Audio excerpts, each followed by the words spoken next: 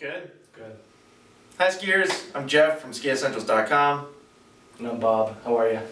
We're here today to do another 2019 ski review. If you follow us on YouTube or if you follow our website in general, you may have noticed that we just released all the results from our 2019 ski test. Yep. So pretty exciting stuff. If you haven't checked that out, it's been up for about a week, so definitely do so. There's 149 different skis in there, so tons of information. All three of these skis next to us are in there. And that's the reason why you haven't seen a review video on our YouTube channel. For a few weeks now, we've been really busy putting that together. But kicking it back off with an exciting 2019 ski that just arrived in our warehouse, Monday? Yeah. Tuesday? Yeah. This is the 2019 Head Core 99. So last year, Head definitely made some waves in the industry, don't you think? Yeah, people love this stuff. This new core collection from Head kind of,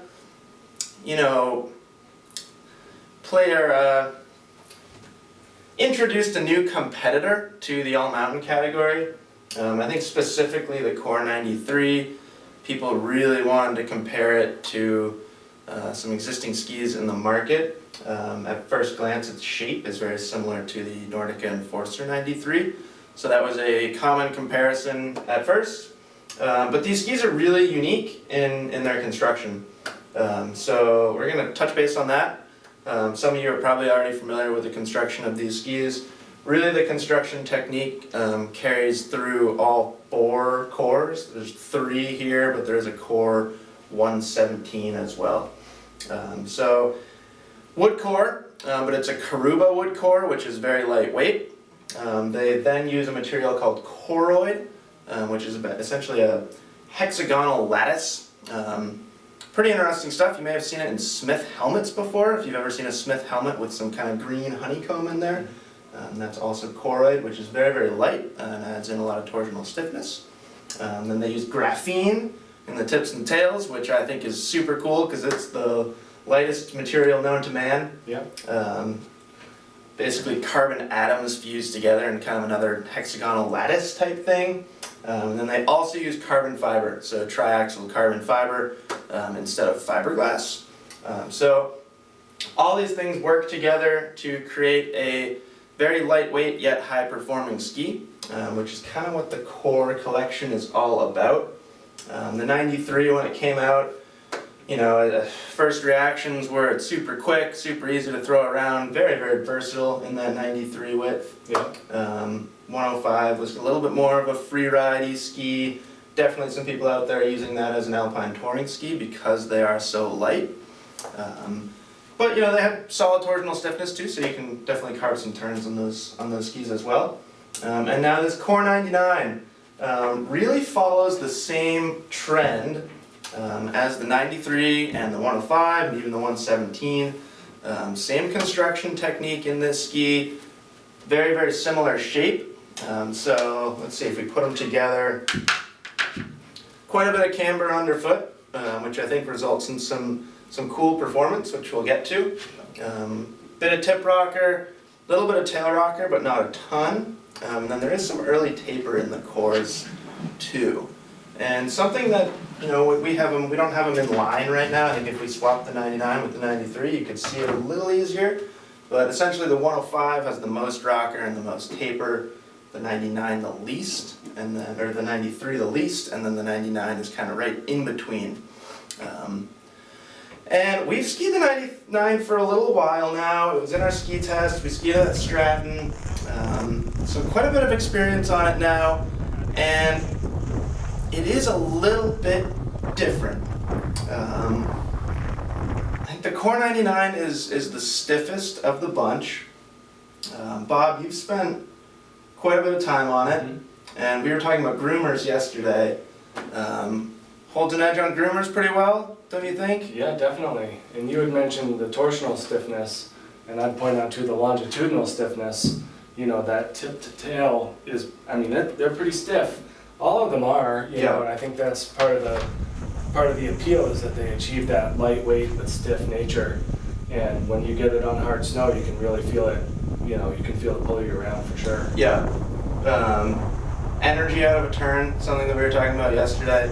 I think that the construction technique that they have going here, in the 99 in particular, you get a lot of energy out of a turn. Definitely some kind of snappy completion to a carbon turn, which I think is really cool.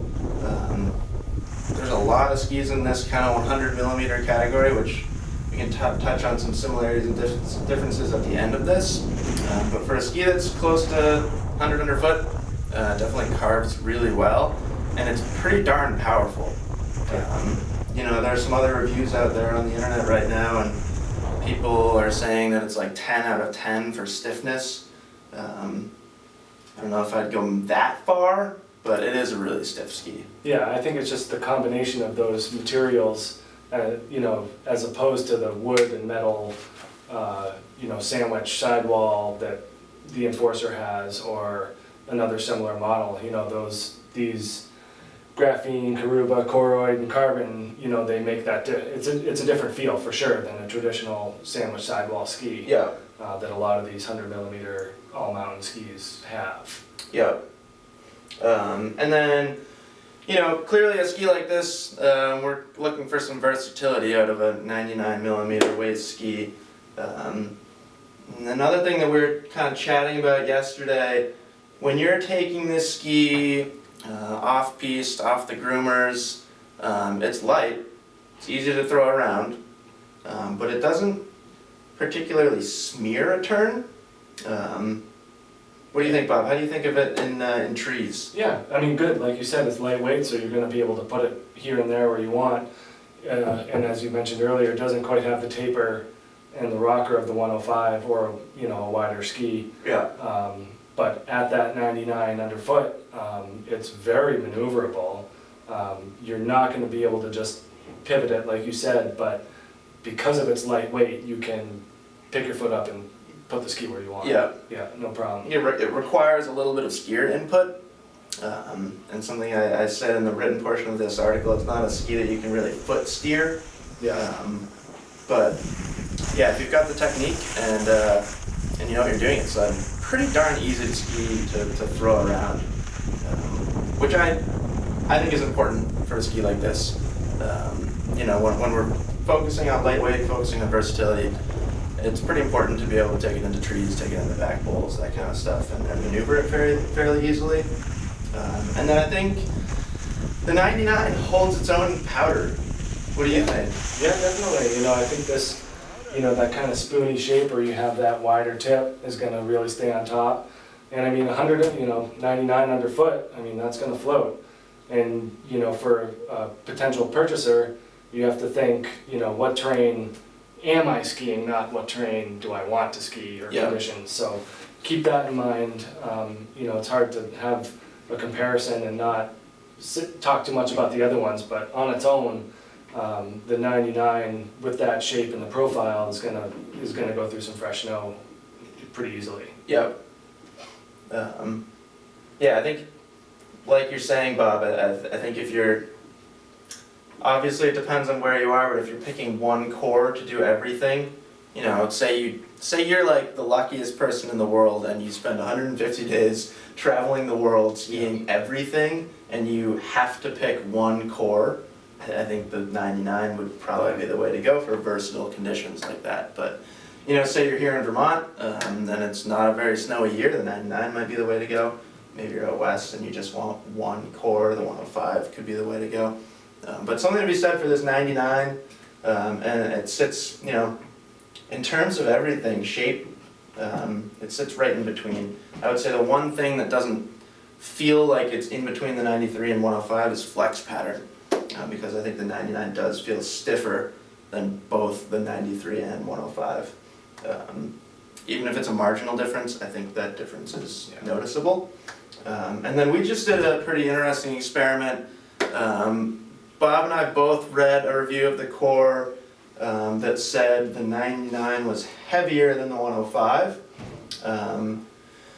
We just took these downstairs and put them on a digital scale, and I think it went for a single ski 3.9 pounds, 4.2 pounds, 4.3 pounds, something along those lines. So really, it is pretty much right in the middle in weight. We didn't find that the 99 was heavier, which, you know, that we were really interested to find out because we do think it's stiffer. So kind of the initial impression was maybe it's a thicker core profile, but the weights, you know, they fall right in the line, 99, 93, 99 to 105. So definitely a cool new addition to the core line. I think you can definitely say it's the most powerful in that core collection. Would you agree? I would. Yeah, I mean, it just fits right in the middle, you know. Yeah. You know, in the ski test, we refer to it as the Goldilocks, you know, not too fat, not too thin, but just right. Yeah. So for those skiers looking for that combination of the flotation and the harder snow performance of the 93, you know, they're going to find themselves right at home with the 99. Yeah. And I think it's an interesting ski to compare to what else is out there. I don't think we won't go too in depth with that right now because there's a lot of skis that we could compare this to, and we will be releasing some kind of big ski comparison articles where I put like 15 skis on this wall and run through them all.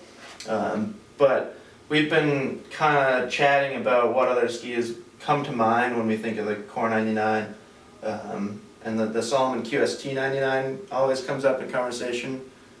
You're saying it's kind of another ski that uses somewhat unique construction, relies on carbon quite a bit. Definitely can compare it to the Enforcer 100 too, but that's kind of a whole different animal in terms of construction. Yeah, different construction. You know, your similar skier will ski on it, but probably a lighter weight skier, or, you know, less aggressive, or someone who's, you know, looking for something a little easier to ski than the Enforcer 100 might be happier on the Core 99. Yeah. But yeah, keep an eye out for that article when we do the big comparison. It's really interesting to kind of see where skis fall when we have them all on the wall here. And I think that sums it up pretty nicely. Yeah. Definitely check out the results in the 2019 ski test on this Core 99, and the 93 and the 105 is in there as well. Bob has some thoughts in the ski test pages, so check that out.